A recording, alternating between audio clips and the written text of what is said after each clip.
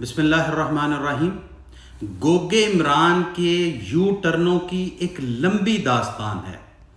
گوگے عمران نے گزرے کل میں کوئی دعویٰ کیا ہو، کوئی بات کی ہو، اس سے پھر یہ مکرا نہ ہو، اس سے یہ پھرا نہ ہو، ایسا کبھی ہوا ہی نہیں۔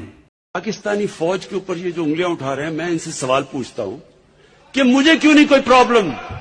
مجھے کوئی پاکستانی فوج سے کیوں پرابلم نہیں ہے؟ مجھے اس لیے نہیں پرابلم کیونکہ ISI کو پتا ہے کہ عمران خان کیسی زندگی گزار۔ گزرے کل میں یہ فوج سے متعلق کہتا تھا کہ فوج کو مجھ سے مسئلہ کیوں نہیں ہے، ISI مجھے جانتی ہے۔ اس وقت یہ اپنے آپ کو پاکستان کا سب سے دیانتدار، ایلیجیبل اور کیپیبل جو ہے یہ کلیم کرتا تھا۔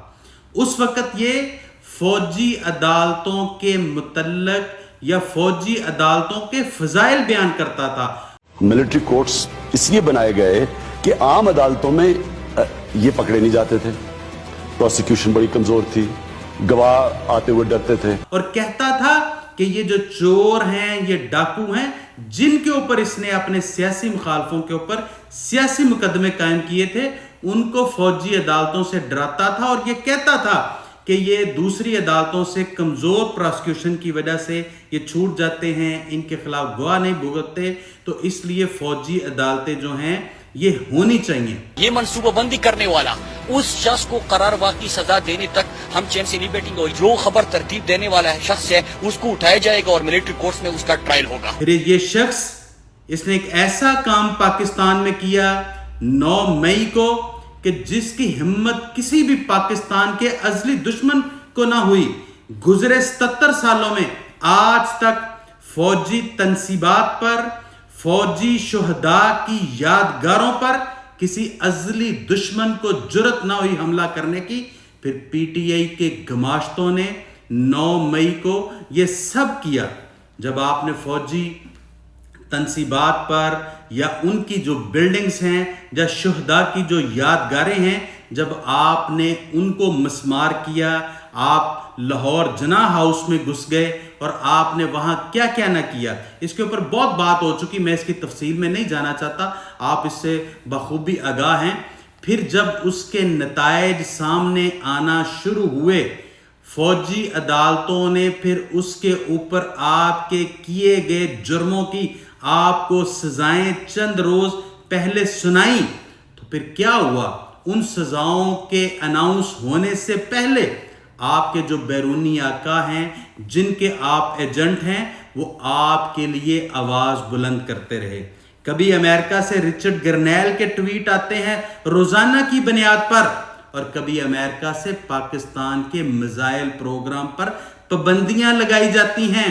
یہ وہی امریکہ ہے جس میں آپ خود اور آپ کی تمام لیڈرشپ اور آپ کے وہ جو بازار حسن والے ارشاد بٹی ہیں، وہ جو کلیم کرتے رہے ہیں اور یہ تسلیم کر رہے ہیں کہ PTI نے امریکہ میں لابنگ فرمیں ہائر کی ہیں۔ وہاں پر آپ نے جو لابنگ فرمیں ہائر کی ہیں، جن کو آپ بلین ڈالرز میں پیسے دیتے ہیں، وہ سارا دن پاکستان کے خلاف لابنگ کرتی ہیں۔ کبھی وہاں سے آپ کے پاکستان کے اوپر پابندیاں پھر لگائی گئیں۔ تیسرا معاہدہ بھی ہوا تھا پاکستان تحریک انصاف کا لابنگ فرم کا، جب ایک طے ہو چکا کہ وہ امریکی حکام سے انگیجمنٹ کر رہے ہیں، لابنگ فرمز ہائر کی ہیں۔ آج برطانیہ نے فوجی عدالتوں کے متعلق ایک بیان جو ہے وہ دیا ہے، وہاں پر بھی آپ کے لوگ بیٹھے ہیں۔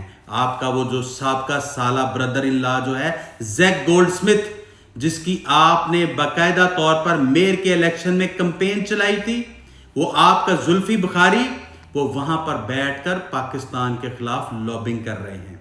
آپ جرم پاکستان میں کریں تو آپ کو سزا بھی پاکستان کے اندر ہی ملنی ہے، لیکن سازشیں آپ باہر بیٹھ کر کر رہے ہیں، کبھی امریکہ میں اور کبھی آپ برطانیہ میں، کیونکہ آپ انہی لوگوں کے ایجنٹ ہیں۔ انشاءاللہ یہ آپ کی تمام تر لابنگ جو ہے وہ ناکام ہوگی۔ 1998 جب پاکستان میں میاں محمد نواز شریف نے ایٹمی دھماکے کر کے پاکستان کو ناقابل تسخیر کیا تھا، तब भी अमेरिका से फिर फोन आते थे, तब भी क्लिंटन बार बार बिलकता था, रोकता था, पाबंदियों की धमकियां देता था, लेकिन उस वक्त भी मियां मोहम्मद नवाज शरीफ ने कहा था absolutely not. I have made it clear to the leaders of Pakistan that we have no choice but to impose sanctions pursuant to the Glenn Amendment as is required by law. इस सारे दबाव को जो एक शख्स झेल रहा था वो था वजीर आजम पाकिस्तान, क्योंकि धमाकों का फैसला उन्होंने करना था और फैसले के बाद पैदा होने वाले नतायज की जिम्मेदारी भी उन्हीं की थी। और ये नतायज क्या हो सकते थे, यही बताने के लिए अमेरिकी सदर बिल क्लिंटन उन्हें फोन भी कर रहे हैं। अमेरिकी सदर बिल क्लिंटन ने नवाज शरीफ को फोन किया और धमकी दी कि अगर पाकिस्तान ने एटमी धमाके किए तो उस पर पाबंदियां लगा दी जाएंगी।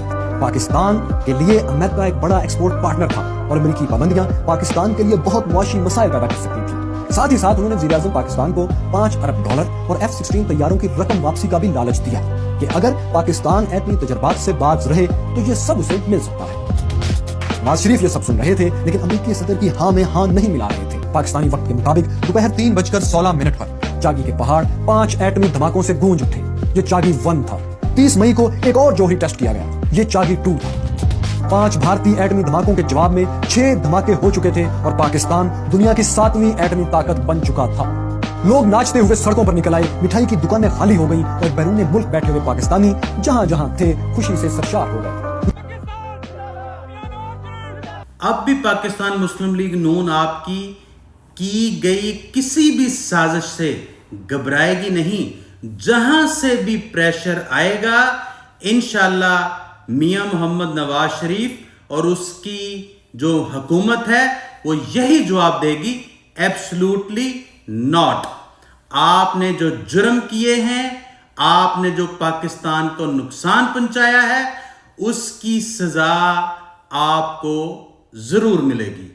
शुक्रिया। गुज़श्ता दिनों भारत ने जो एटमी तजुर्बात किए, आज हमने उसका हिसाब भी चुका दिया है और 5 कामयाब एटमी तजुर्बात किए हैं।